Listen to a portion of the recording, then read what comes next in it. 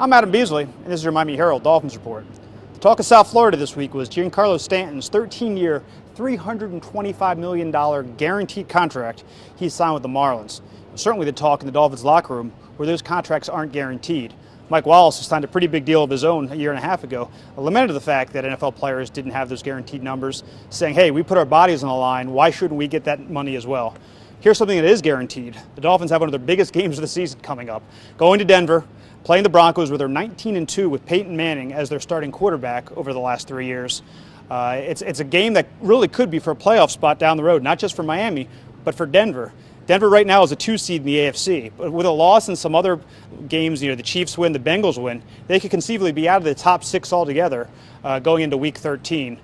The matchup should be fascinating. Ryan Tannehill needs to match throw for throw with Peyton Manning, who's one of the best quarterbacks in NFL history.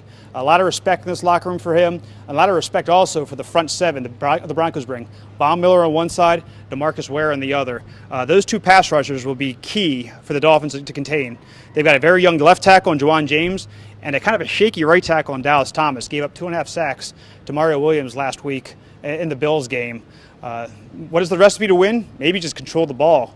Run the football, heavy dosage of Lamar Miller, short, quick, intermediate passes, and move those chains. And what they cannot do is turn the ball over. They were -2 in the turnover battle with the Bills. They won because they dominated that game. They're not going to have that kind of leeway against Denver. Again, it's a fascinating game. The Dolphins haven't played there since 2008, and they very well could play there again this year.